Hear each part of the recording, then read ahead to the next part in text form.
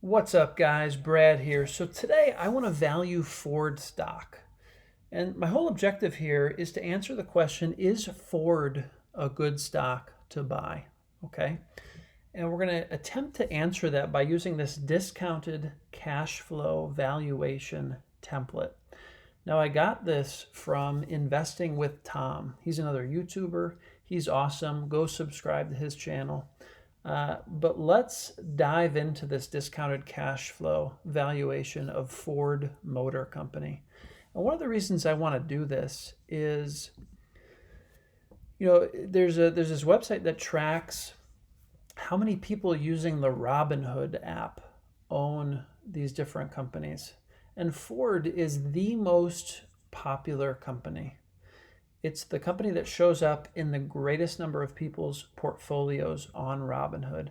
Now, I think part of that is, when you do the free stock kind of scratch off game, Ford comes up pretty often. So a lot of these might just be people who got Ford stock for free and they're just letting it sit in their accounts. But I also imagine there are a lot of people who are buying Ford stock at this time in the market, mainly because how much it's gone down over the last, 3 months or so. So let's attempt to find out here if it's actually a good value or if people are just buying it because the price went down. So let's dive into this. Now, there's the things in yellow here are the things that we need to input. These are the things that I've inputted in order to come up with a value for Ford. Okay. Now, the growth rate, where I got this number, this is the average annual growth rate of revenues for Ford over the last decade. So 2010 to 2019. This is the average annual growth rate of revenues, how much revenues went up year after year, 2%. It's actually 2.1%, but it rounds to the nearest percent.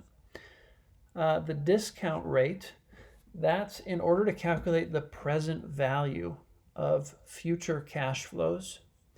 We're going to discount those values back to the present using a 10% annual discount rate. Okay. Terminal value. Now, the one who really inspired this template was Monish Pabrai. That's who inspired Investing with Tom to kind of build this simple template. And Pabrai recommends that if you have a company that's it's not a great company, basically. It's not Apple, it's not Google, it's not Microsoft. For those companies, you'd use a multiple of 15. If it's a great company, you use a multiple of 15. If it's just kind of an average company, or it's a company that's in an industry that's a challenged industry, okay, which a lot of them are. Auto companies, definitely a hard industry to do very well, to generate high returns on investment. Certainly airlines this day and age would be included in that. But for all those other companies, he recommends using a multiple of 10. Now, this is the first number that's, we're really going to have to do some digging to find this one. Year one free cash flow. So first of all, what is free cash flow? So free cash flow is essentially cash that a business is bringing in that's available for distribution among security holders, okay, of a public company. So it's cash after it's operating cash after paying capital expenditures and expenses. All right. So in order to do a discounted cash flow valuation, we need to know what the free cash flow is. So one way to find that is to go to macrotrends.net. They tend to have pretty good numbers. And we're looking at Ford here. So the annual free cash flow for 2019 was just about 10 billion, a little over 10 billion, but we'll round it to 10 billion. You can see here, the latest quarter was quite troubling for Ford in terms of free cash flow. it was negative. But we're gonna use the last annual data back from 2019 for this, 10 billion. Okay, so we get that represents 10 billion, that 10 there. And then cash, what cash do we have on the balance sheet? Cash and cash equivalents comes out to 46.37 billion. We can look that up in the annual report, or 10K or 10Qs, which 10K is the annual report, 10Qs are the quarterly reports. So this is as of the last quarter, what's available in cash. All right, so without further ado, this number here, the first year free cash flow, is going to go right here. And then we're going to increase by 2% a year until we get to year 10. So that's what these numbers represent. Now, in year 10, we've got 12 billion in free cash flow. Now, assuming we want to sell the business in year 10, we should be able to get somewhere around a 10 multiple of free cash flow. So we should be able to sell the business in year 10 for about $121 billion. Now, so these are all of the free cash flows looking out 10 years. So now what we have to do is we have to discount those free cash flows back to today. So we get today's value for all of those. So to do that, this is present value. Okay, this is how we're discounting them back. So this we're going to discount back 1 year at our 10% discount rate, and we get 9 billion. This we're going to discount back 2 years, all the way back. We're going to discount this 10 years and this 10 years. So if we add all of these up, all of these present value of future cash flows from operating earnings, we're going to come up with $113 billion. Okay.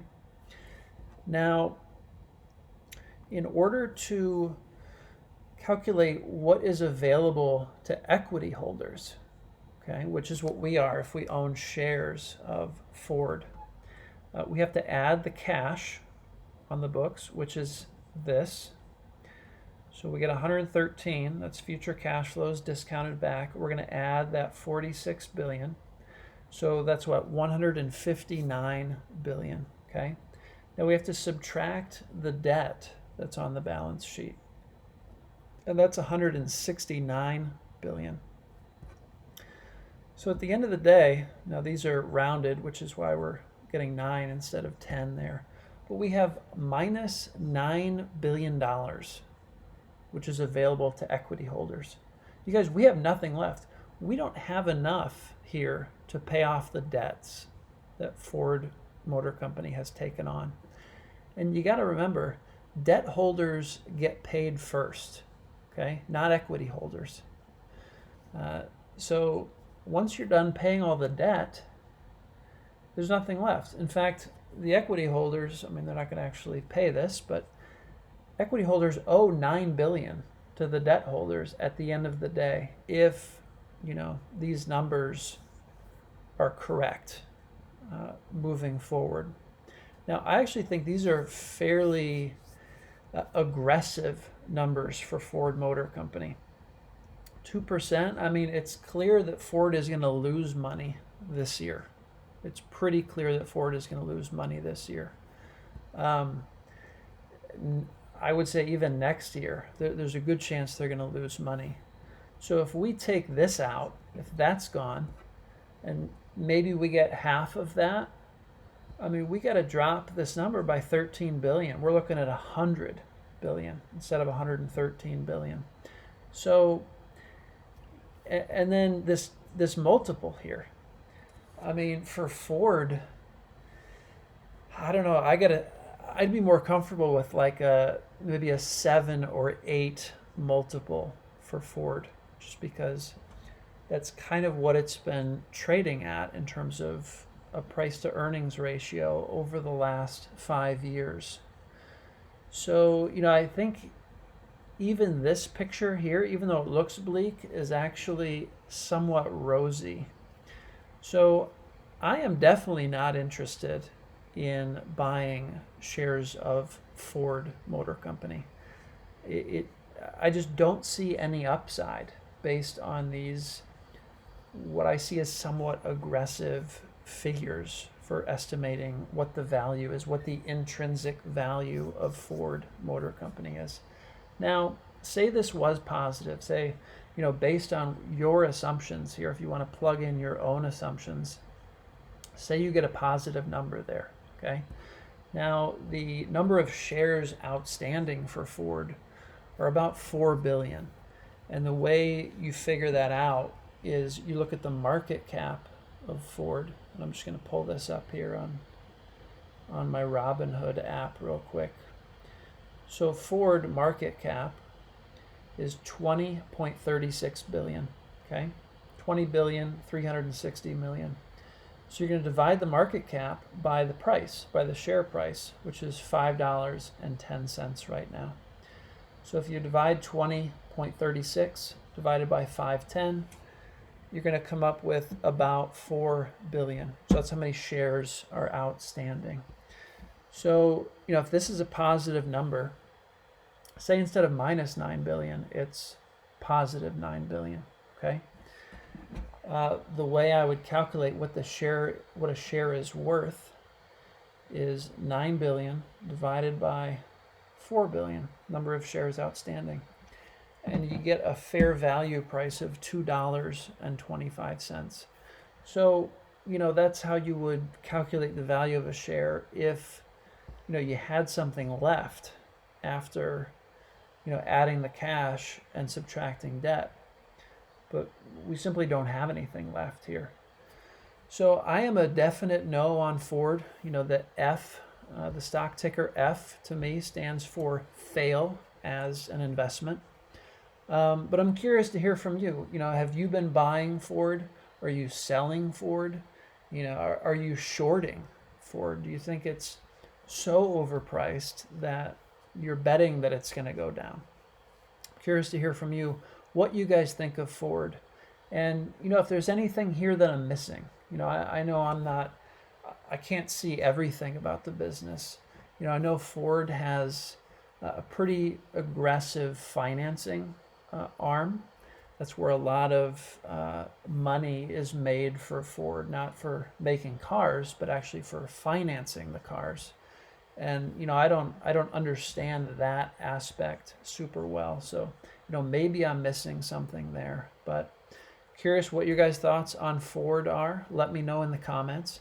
If you like videos like this, smash that thumbs up button. It would really help other people see this video. And hit the subscribe button as well. I put out a video on investing every day, and I would love to have you guys in the tribe. So that's all I got for today, guys. Thanks for being here, and stay safe out there.